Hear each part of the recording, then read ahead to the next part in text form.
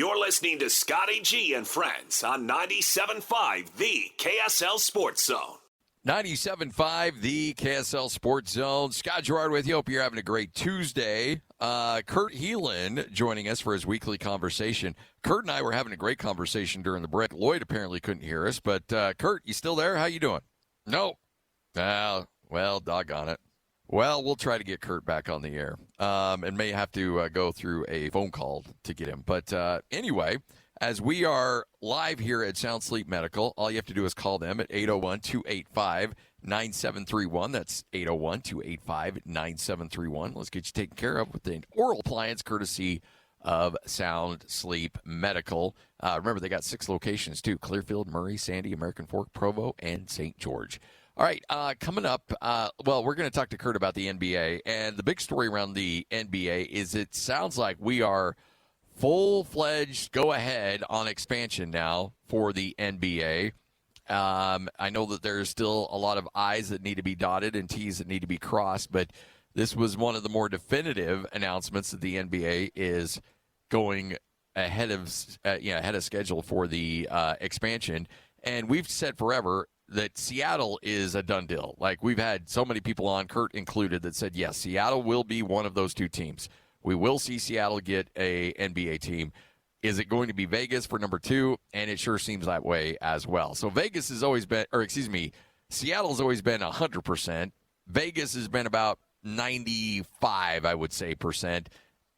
And it does feel like both of them are heading in that direction where you will see both those teams in the NBA. And when you have expansion fees that could total about $6 to $7 billion per team, yeah, that gets NBA owners' attention very quickly. They want those expansion fees. They get to split those up among the NBA teams out there. And so when you add a good chunk of $7 billion times 2, yeah, you can figure out about, okay, we can deal with maybe a watered-down talent pool. We can deal with some of these other issues that may cause by adding 2 teams. When you can add a few $100 million to your bottom line, yeah, all right, we're down. We can handle that. So, yeah, I mean, I think that there is certainly some excitement from a financial standpoint about getting a team back to Seattle. And let's be honest, Seattle got screwed. Seattle should have never lost the Sonics. So to get that team back in Seattle is a much-needed thing for the NBA. It's a good sign for a fan base. Look, there's some fan bases out there, for whatever reason, that may not necessarily deserve their team.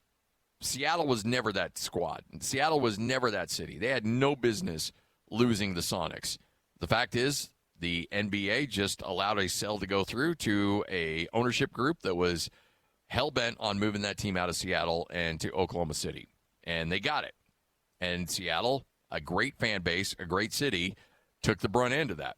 So the NBA, always in their back of their mind, was like, okay, we're going to get a team back there. We owe it to that fan base. We owe it. We did them dirty. They need to get their team back. And that's going to happen. But you also look at what's going to be happening in terms of Vegas. And props to the NBA. The NBA was always the league that said, you know what, we think we can make Vegas work. Because Vegas was always, when I grew up around sports, it was always Vegas was the dirty word. Like, you can't do anything with Vegas. You can't allow yourself to get in with gambling. You can't have any of that preconceived thoughts that you're dipping your toes into those waters. And the NBA was the first to be like, no, I think we're good here. And they put an all-star game there. That's when it first started. And then things just kind of got a little bit more, and then the NHL comes, and then, of course, you get the Raiders there. And now Vegas is a hotspot and will probably be the home of an NBA team here in the near future. And joining us now, we hope, is Kurt Helin. Kurt, how are you? I'm doing good. There we go. I don't know if I'm Vegas good. I don't know if I'm Utah State good, but I'm good. Nice. I like it. Hey, all right, so let's start. We always knew Seattle was going to get a team. It looks like Vegas, we always assumed Vegas would be the number 2. Why is it just the expansion fees that are getting everybody all fired up to get this thing going? And it looks like we lost Kurt again. Ooh. Kurt's cursed today. We're going to get him. Don't worry. We'll get him on. All right. So we'll talk NBA with Kurt Helin coming up here in a bit. He also said, yes, not Utah State good. Yes, Utah State, the winner of the Mountain West Conference tournament. They will play in San Diego against Villanova. BYU's got to sit back, though. Unfortunately, they've got to wait to see who they're going to play in the first round of the NCAA tournament, as NC State and Texas will go toe-to-toe, and BYU will get the winner of that coming up Thursday in Portland. So that's your NCAA tournament to keep an eye on. Hey, on Thursday, keep in mind, we will be out at Kenny J's Barbecue, so you can hang out with us on Thursday, enjoy great barbecue, watch some games, have a great time. Our show will be out there. Jake and Ben will be out there as well, so we'll have a great time coming up on Thursday at Kenny J's Barbecue, and your opportunity to grab some food and just tell your boss, come up with some excuse. Like, okay, you know what? I got a client I got to go see in Utah County, or I got this I've got to do, and then just leave, and then just go watch basketball. All right, third time's a charm. Kurt, how are you doing? Sounds good. I don't see what could possibly go wrong this time, Scotty. No. How are you? I'm San sure we'll Diego? come up with Are you going to go to San Diego? I am. I will be flying out tomorrow night, yes. There are worse cities to visit in America, you know. I know. I'm after spending some time. Vegas was actually quite nice last week. I was down there for the Mountain West Conference tournament. It was in the 80s, and now I'm looking forward to a little San Diego. I'm glad I'm not going to Portland. I'm glad I'm not going to Philadelphia or some of these other cities. So yeah, I feel like I'm pretty blessed on where I get to go for sure. All right, so what has prompted all of this? Because we've known expansion's been kind of on the horizon for a little bit for the NBA, but it feels like that it is pretty much just come down to the expansion fees, and that is what's really motivated a lot of these NBA owners and a lot of these NBA governors to be like, yeah, okay, now it's time. Now it's time to pull the trigger. Now it's time to rack in some of that money.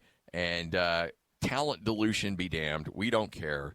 We're going to expand this thing, and we're all going to make a ton of money. And that appears to be why the NBA has been really fired up and has been talking about expansion now at the forefront. Because when you look at the first vote that's expected to go down here very soon, and they're just going right out and saying, yeah, it's going to be a governor's meeting next week.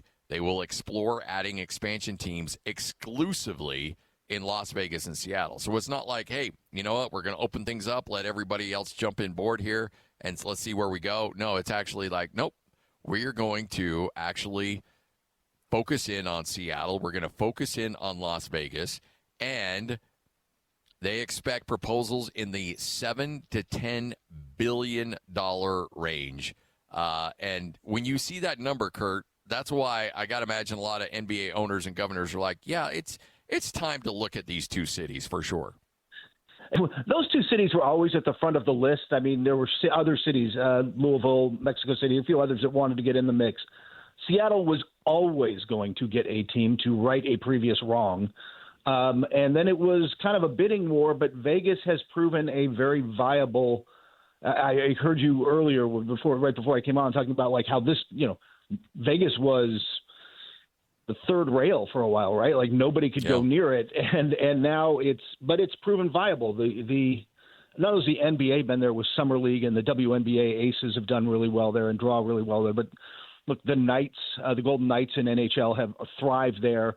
The Raiders draw good crowds, even if half that crowd is visiting fans from the other team.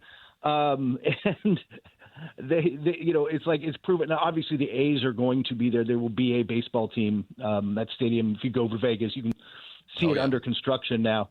But you nailed it. It's about the money. Look, these owners are giving up equity, right? Like you buy an NBA team, you are 1/30th an owner of the league. That's about to be 1/32nd. That means a little less money in the annual TV revenue, et cetera. And it's worth it to them. Just back of the napkin math on this, if those, the expansion fees, like you said, between 7 and 10, they're saying to make the math easy, it's 7.5. That's 15 for the two. each team gets $500,000 or $500 million, $500 million, $500 million. And by the way the CBA is set up, they don't share that. That is $500 million straight to the owner's bottom line. That doesn't go anywhere else. Now, every one of those owners will do, not every, most of those owners will do hey, we're going to build a new practice facility or do some upgrade, or they're going to make a very public reinvestment in some fashion, but they're going to pocket a chunk of that, right? Like that's just money straight to their bottom line, and the money has gotten so big with those fees that it just becomes for a long time. Those owners were opposed because it just wasn't worth it to give up the TV revenue. Now they're just kind of like, hey, it's going to be worth it with this expansion fee. And also, those are two really good, Seattle in particular, these are really big, good markets that should help the league bring in more revenue. It's hard to believe that in 2020, I want to say, October of 20 or October of 21, Ryan Smith bought the Jazz for just a hair under $2 billion. And now you're seeing expansion fees in Vegas and Seattle. Could be anywhere in the range of $7 to $10 billion.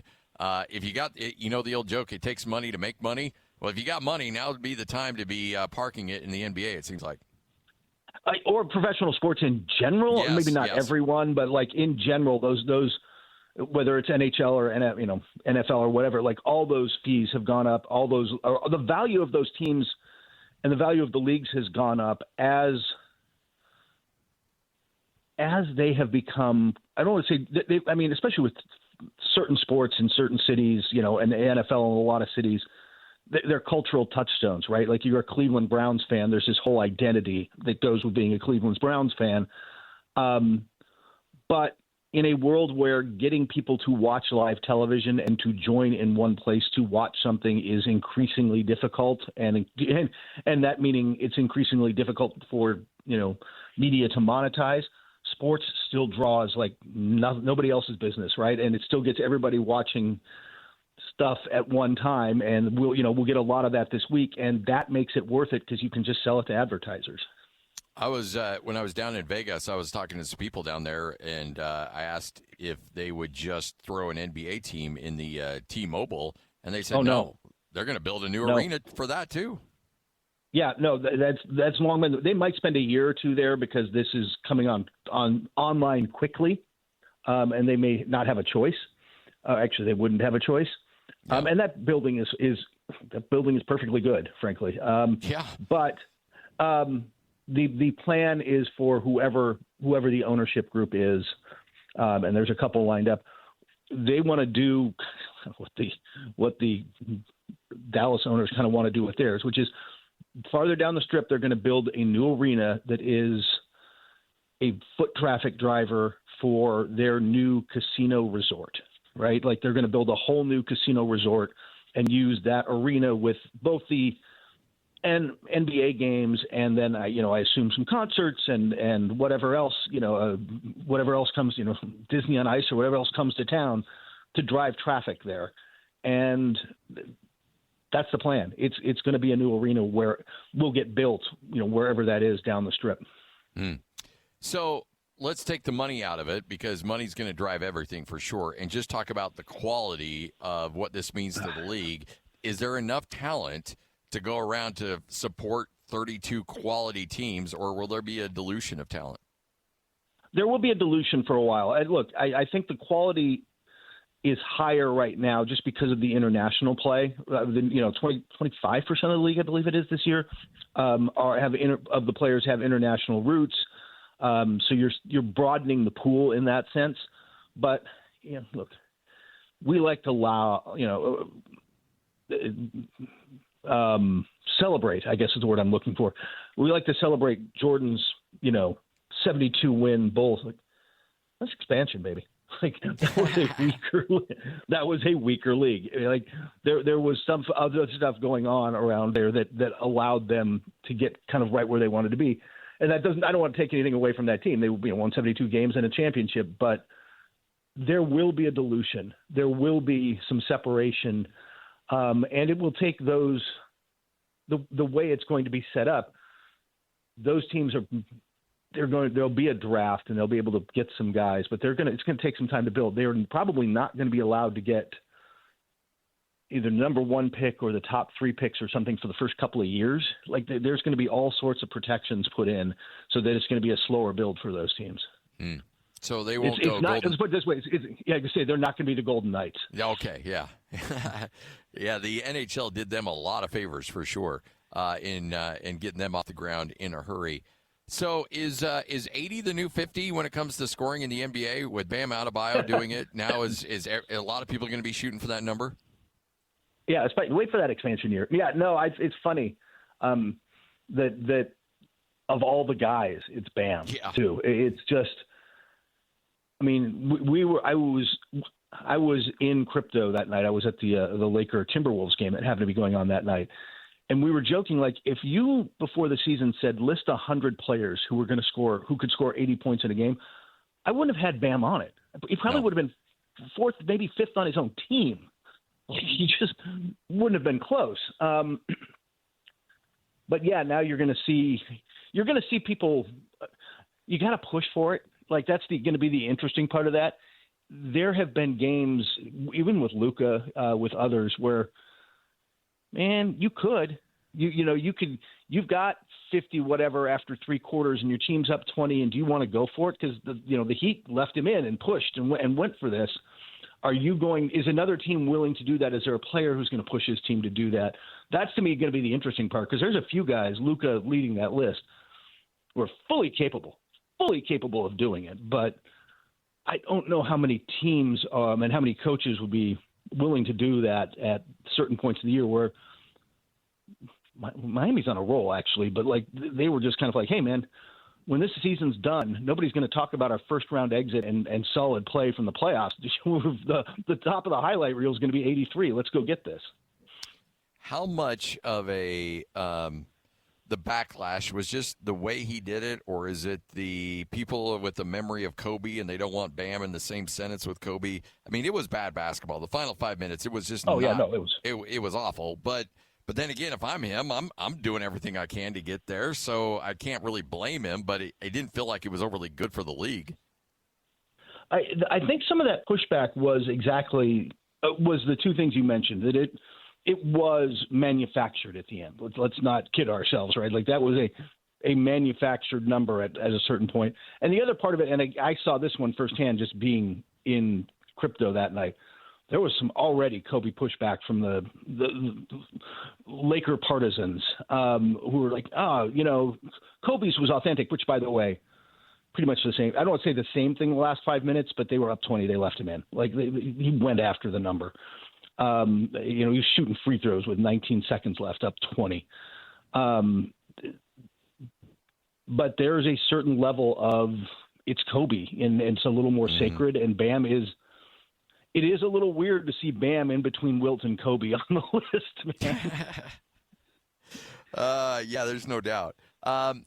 Speaking of expansion, the league also is taking bids for the Europe League. Yep. Is there a lot of money that can be generated over there? Long term, they hope so. It's less short term. The expansion fees over there are going to be under $1 billion, right? I think well under. And I'm not quite sure how that's going to work out with the existing. They're bringing in a handful of existing teams into that program, so I don't think those teams necessarily have to buy in the same way as some of the ones that might be created in Manchester and some other places, and Rome. And all that said, what they see is the long term there, that the league is better at making money than Europe has been at this, and the league is going to come in and push for better arenas to maximize that money, better TV deals, and they just think there's a lot of money left on the table that they're going to be able to generate. And the owners love this because it's literally a windfall without having to give up any equity or do anything, really. Like there's almost no effort on their part, and more money comes in. So that one has like 100% backing of the owners. So in the world of the draft, do you feel like Do you feel like the kid from Darren Peterson is? I mean, where is he and AJ DeBonsa in terms of 1 and 2 now amongst general managers? Talking to people around the league and stuff, it really depends on who gets that number 1 pick. Mm-hmm. And DeBonsa has the advantage of he's just taller, right? And he's been healthy and he's shown that competitive fire. But Peterson still has a lot of big fans around the league. So it's going to come down, well, 2 things. It's going to come down to the medical reports that come out of the NBA draft combine. Even if you don't participate in the combine now, you have to go through a full medical. There's a lot of people with questions about what exactly is going on with the cramping. What can we know? How can we prevent this from being a long-term issue? And as long as they believe it's not, then it's really a matter of preference, of positional preference, size preference, and what they believe these players can be long-term. I have AJ on top of the mock draft I did for NBC Sports this week, but like I said, it really depends on which one falls where. And there's even a couple of GMs, if things went weird, who might put Cameron Boozer in the top 2. Wow. I don't think he'd go first, but it's possible he'd jump one of them. Depends on the medicals. And it also just depends on who gets where, because Cameron Boozer has the highest floor of that group. Cameron Boozer is going to be a good pro. He is already shows all the signs. He's got everything. His floor is just so much higher that it's a low-risk play for the right GM. And if you need a big, depends on the situation and who's drafting. But if you're going somewhere that had a backcourt that was pretty set, but you wanted some front court help, it'd be tempting not to take Boozer. All right, so this is strictly just opinion of Kurt Helin's, because I know everybody's got strong opinions one way or another on Steve Kerr, but he's first ballot Hall of Famer. He's done a remarkable job at Golden State, won a bunch of championships. He is the 4th fastest coach to get to 600 wins. Only Phil Jackson, Pat Riley, and Greg Popovich did it quicker. He exceeded that of Red Auerbach. Should Steve Kerr as a coach be in that conversation with those guys and talked about being the best coaches in the league in the history of the league? I would have him half a step back only because Riley and not Auerbach, but Riley and Jackson, Greg Popovich only was with one team, but that team evolved dramatically over the time he was there, right? And it went from the Twin Towers of Robinson and Duncan to this kind of faster play, Tony Parker-led team. It was over that stretch. They were a very different team over different years. And I think that the fact that Riley and Jackson did it in different places with different players puts them a little ahead of Kerr, who I don't want to take anything away from him. He's been brilliant there, but he's done it with Steph Curry. And I don't know that he's going to ever coach anywhere else. He's a free agent at the end of this year. I imagine he's going to ride it out. But unlike Popovich, who kept saying, I'm going to retire when Duncan retires and then didn't, I think Kerr means it with Curry. I genuinely think when Curry steps away, he will step away from coaching probably into the front office of Golden State, but if not into their front office, into somebody's front office, and not in you've got to do the day-to-day grind job, but you get the big money consultant type of money, right? Like you're coming in to oversee this thing in a big picture way, as opposed to, you're more Danny Ainge than Austin Ainge, if that makes sense. You're kind of in that role more. And I think that's Jerry West had that role with a couple of teams. I think that's how Steve Kerr would like to do this, but I'm not saying that it probably happens with the Warriors, but when that day comes, there will be a bunch of teams knocking on the door. Hey, we appreciate your time as always, Kurt. Thanks for hanging out with us, and let's do it again next week, shall we? We shall, and hopefully you'll be planning your next trip somewhere else, because it's a good weekend in San Diego, and not just because of the fish tacos, although you do have to get fish tacos. I fully plan on it, for sure. All right. Hey, thanks, Kurt. All right. Take care, man. There he is. Kurt Helin, NBC Sports, ProBasketballTalk.com, right here on 97.5, the KSL Sports Zone. 97.5, the KSL Sports Zone. 97.5, the KSL Sports Zone. Hope you're all having a tremendous Tuesday. This segment brought to you by University of Utah Health. Go to uofuhealth.org. Before we get to Mitch Harper talking a little BYU hoops, let's give away some Jazz tickets. It's Jazz Ticket Tuesday, and your chance to win tickets is right now. Call this number now. Call this number now. Be caller number 12 at 801-575-ZONE. 801-575-ZONE. And you'll be on your way to Delta Center to see the Utah Jazz. He fires the three. He hits. Oh, don't do me like that. This is 97.5, the KSL Sports Zone. All right, caller number 12 right now, 801-575-ZONE. That's 801-575-ZONE. You win a pair of tickets. See the Jazz and the 76ers coming up on March 21st. All right, Portland, Oregon, the site for BYU as they get set for either NC State or Texas. They got to wait for those two teams to do battle in Dayton in the play-in game, and Mitch Harper is kind enough to join us. Mitch, how are you? Doing good, Scotty. Happy to be on with you as always. Hey, happy to chat with you. Always good catching up. Is there a team that BYU would prefer if you gave a little true serum to Kevin Young between these two teams? I think Texas, because Texas is not as reliant on the three-point line.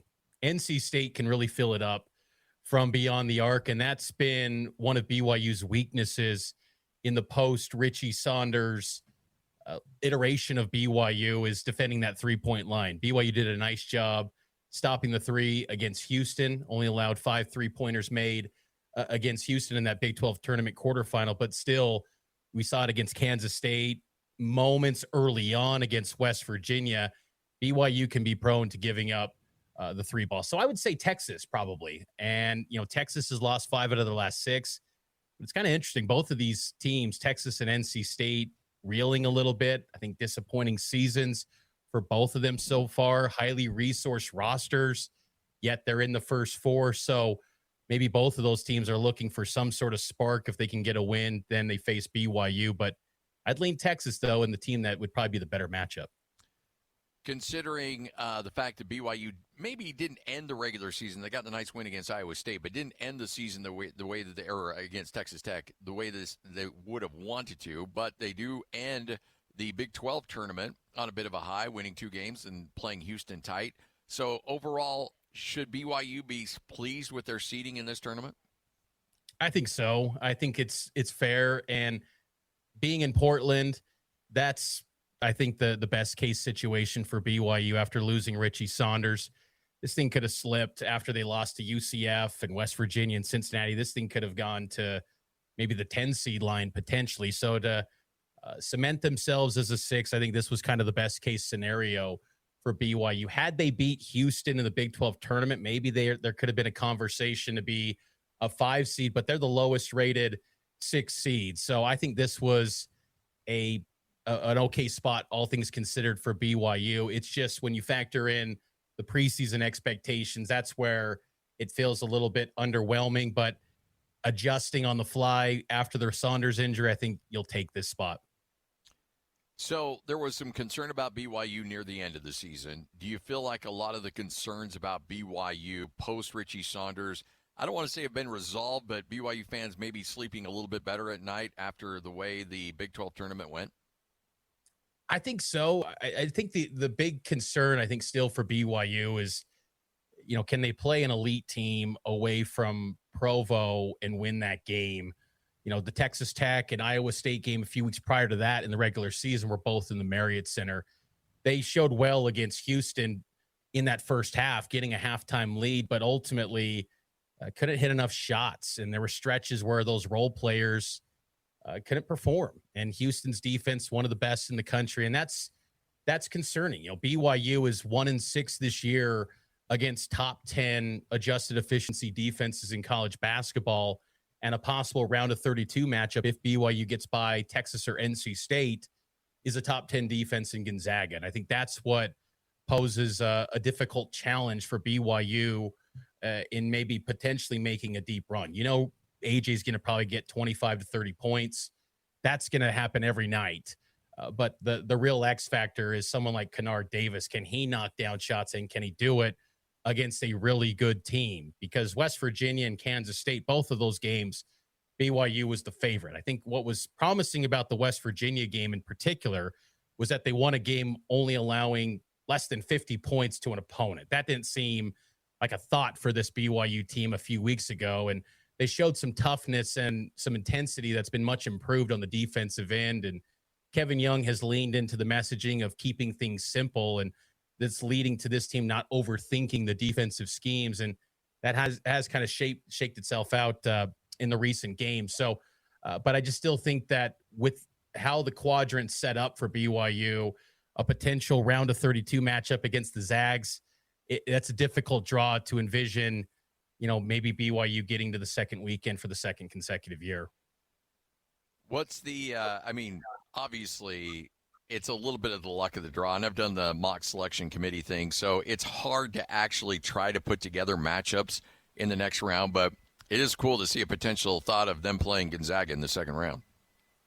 It is. And, Graham Ike, third-team All-American, AJ DeBonsa, first-team All-American. That would be a heck of a matchup. And, Gonzaga doesn't have Huff right now, and who knows if he's going to play this weekend or not for Gonzaga. He's one of their top big men and been a guy that's been knocking down over 60% of his shots from the field. So if they have him, that would be huge for Gonzaga. But it would be great to see BYU get that test, because I do think that BYU, when they are playing well and their role players in particular playing well, BYU will be a tough out. I think that's what gives, Cougar fans some maybe feel goods coming into this tournament, is that you did see some moments from a Kennard Davis, Dominic Diamande, Alexei Kostic, guys that 3 weeks ago were really out of sight and out of mind when it came to talking about BYU and their path to success. And those guys were key in BYU getting 2 victories. And if those guys show up, the ones that appeared in the wins, maybe BYU could spring an upset. I think that's what's kind of the wild card for the Cougars in this NCAA tournament run. Does it feel like Keba Keita's caught in his second wind? It does feel that way. And I think that's promising for BYU, because they need him to be excellent. And I think that's where, again, the Texas matchup could I think be a better matchup for BYU, because they do a lot of their work inside the arc. And I think Keba Keita, if he's at his peak performance, he can be excellent. He can be that guy that gets you, a 6 boards, 9 rebounds, a handful of blocks. Like, that's totally in the cards for Keba Keita. And, he hated that Big 12 tournament court floor. He's excited to get back to the hardwood floor in the NCAA tournament. But I think that Keita has got a new wind under his sails heading into this tournament, because it's been an up and down year for him in terms of availability. It's really has not gone maybe according to plan heading into the year for Keita. But I think that he was starting to show signs of getting back to the Keita that everyone's grown accustomed to.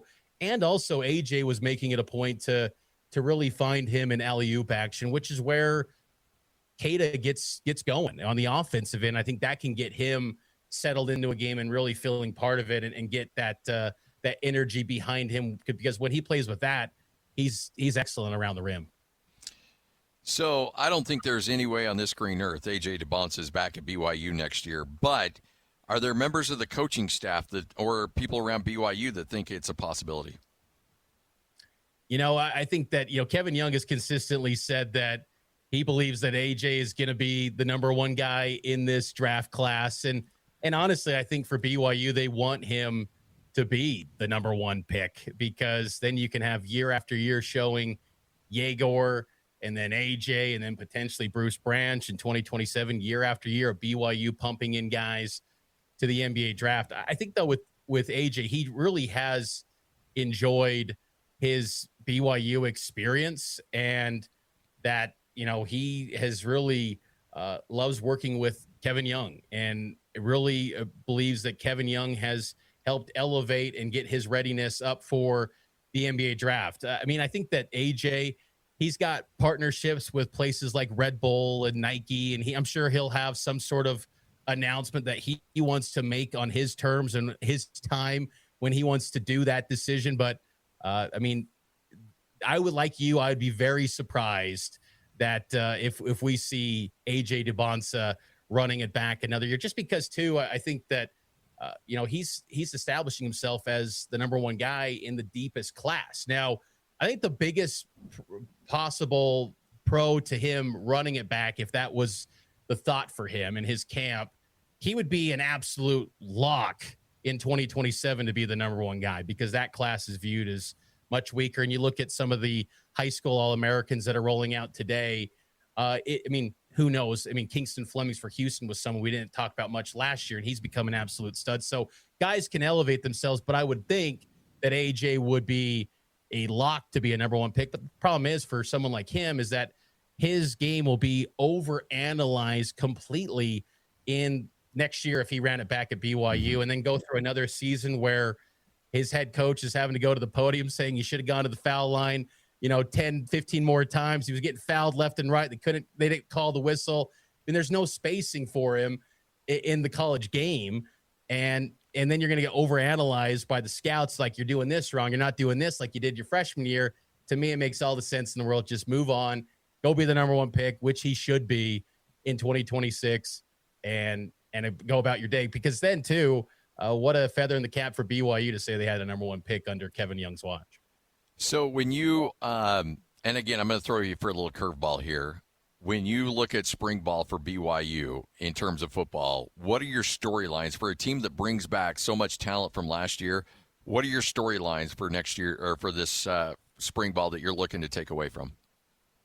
Well, I think that the biggest one is the growth of Bear Bachmeier, and they had a scrimmage this past weekend, and Bear, he's getting rave reviews in spring ball. The buzz around spring practices, he has been excellent. There's only been one media observation window for the media this year in spring so far.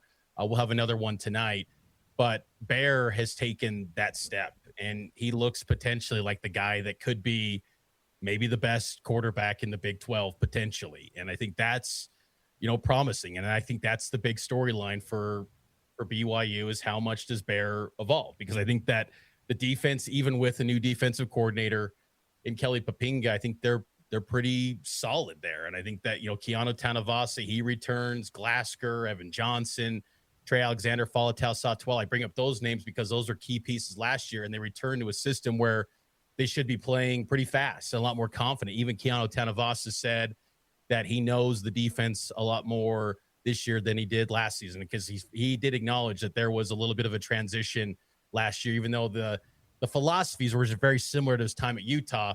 Still, the terminology and the way BYU goes about it a little bit different. And he said that it's pretty much the same. And he feels like he's playing faster now. So I think there's a lot to like on the defensive side. It's just really Bear Bachmeier's growth. And then I would also say the depth at running back. They made the decision to not go into the portal and add another running back. I think that was kind of a questionable move by BYU to not do that. I talked to Sione Moa in spring ball, and he's looked upon to be maybe that RB2 because he was so good back in 2024 in that Kansas State game in particular a couple years ago. He told me that he's been going through practices, but he's not, fully back to his normal self yet. That's what he told me, but he has been going through practices. And then after that, it's a big question mark. Javesa Demooney was someone that contributed in the bowl game, in the Pop-Tarts Bowl. But again, it's kind of, up in the air. That's where it creates an opening for a true freshman in Devon Eka from Lehigh High School to maybe get into the conversation right away. And that to me just, from LJ Martin, if he stays healthy, great. BYU's fine. But if he has any sort of injury, you go from the best running back in the Big 12, who was the offensive player of the year a year ago, to now you're going to have to lean into the arm and the running ability too of Bear Bachmeier. And sure, it worked against Iowa State and the Pop-Tarts Bowl last year, but it was a pretty big drop off how one-dimensional BYU became when LJ Martin left games. I wanted to see BYU maybe add some personnel out of the portal to close that gap and not have such a big drop off from LJ to RB2, but we shall see what that becomes. A lot of questions at that running back position, and how that shapes up, I think, is a big storyline as spring football continues. They'll go through spring ball until about April 3rd. They'll wrap it up. So they still got about a couple weeks, but they're at the midway point now of spring ball. Thought for the most part he handled himself well last year in terms of injuries, but you know what? It's Bear Bryant. He plays with a reckless abandon, and so injuries are always going to be something that you have to concern yourself with him at that position, regardless of how he plays the game. Who do you think QB2 is next year? I'd probably go Trayson Bourget, the veteran senior. But, you know, Enoch Watson, he's shown some moments. He's a true freshman out of Arizona who was coached by Ty Detmer and Max Hull. So he's another option. But you probably go with the veteran in Bourget because he's going into his third year in the program. And I think, you know, you just give him that nod. And, you know, Bourget's been someone that really solid, and he loves being at BYU. And it's kind of fascinating, really, when you think about it, that guy that has no BYU connections, he's just wanted to be at BYU so badly, and he stayed there. Even though he hasn't played a game, he stayed all these years. And now he goes into his senior year. I don't know if it's, you know, a career achievement award to get that number 2 spot because it's such an important position. But I think that with his experience, with his knowledge, with his maybe rapport in the locker room too, there's a lot of variables I think that would go into that. And I think you'd give the nod to Trayson Bourget. But Enoch Watson's interesting just because, again, I think his arm talent maybe is a little bit better than Bourget. But I think that Bourget would be kind of that number 2 guy that would be a steady quarterback if called upon. But obviously there's a big drop off, like it would be at running back. Big gap between QB1 and QB2. So keeping Bear and keeping LJ healthy, the season will go as far as those two are going to take it for BYU in 2026. Mitch, we appreciate it as always. Great insight, and let's talk again here soon. Enjoy the tournament. Hey, thanks, Scotty. You as well, and we'll talk again soon. You got it. There he is, Mitch Harper, Cougar Insider for KSLSports.com. We are live here at Sound Sleep, and I'm a huge fan of Sound Sleep because, look, I'm more than happy to talk about my story. I woke up with headaches. I wasn't getting great sleep. I was tired all the time. You get home from the show at 4 o'clock in the afternoon, and I'd be on the couch, and the next thing I know, it'd be 6 o'clock in the afternoon. I'd be like, whoa, what just happened? The quality of sleep you get, you don't know how bad you're sleeping until you actually get a good night's sleep, Mandy. Yeah, and that happens all the time. We've got people come in that say, yeah, I sleep fine. My wife just sent me in, right, because I'm snoring. Well, turns out they're not sleeping fine. We have patients that come in for their 2-week follow-ups. They're like, and I ask them, are you dreaming more? Well, yeah. Are you waking up less? Well, yeah. Is your wife happy? Yeah. That's probably what you need to lead with. But yeah. Well, yeah. Yeah. Yeah. Happy wife, happy life. Who really cares? Yeah. So, people just don't understand. Like we've talked about, they don't understand what they're doing when they're sleeping unless somebody's telling you. And I mean, they're sleeping too, so they're not really watching you. But unless somebody's telling you that, hey, you stop breathing at night, you don't know you're doing it. That's what's so scary is, like we talked about earlier, there's, millions of people out there that are undiagnosed that don't even know that they have obstructive sleep apnea. And it's, you can come see us. We can tell you. The free sleep screening, which normally people are going to hospitals or labs, you can do that at home. This is going to save you hundreds of dollars right there. Absolutely. And, the wait right now to get sleep screenings too in hospital. I mean, we hear of patients that have got 6 months, 7 month, 8 month waiting lists that they can't get in. Ours is, you call today, make an appointment for next week, and we've got you, we can get you taken care of. How soon do you think you could, if somebody signs up today, they get the screening, they're good to go, how quickly do you turn those things around? Can you get somebody fitted and then have them ready to go? About 2 weeks. Really? Mm-hmm. Wow. Yeah. That's incredible. Yeah. And insurance takes care of a lot. Yeah. Most insurances covered will handle by most, this. Yeah, covered by most medical insurances. Medicare, which is a good one. Most medical insurances that we're in contract with. And like I said earlier, we'll ask for your insurance benefits, not to charge you for anything, but just to check your benefits so that we have some numbers for you to say, hey, look, this is what it looks like your insurance is going to pay if you go forward with this. It's really simple. It starts with a phone call, 801-285-9731. The screening is free. The consultation is free. And you're even entered to win some free goodies as well. Yeah, you're entered to win our Sleep Better gift basket, which is a purple pillow, a Miki throw, and $50 Amazon gift card. And we've got 6 locations across the valley, so there's likely something close to you. This is not a CPAP machine, folks. I cannot emphasize this enough. This is an oral appliance like a mouth guard or a bleach tray. It keeps your lower jaw in place. You can fix your sleep apnea without a CPAP machine. Exactly. Yep. It's so great. 801-285-9731. Call right now. 801-285-9731. It's Sound Sleep right here on The Zone.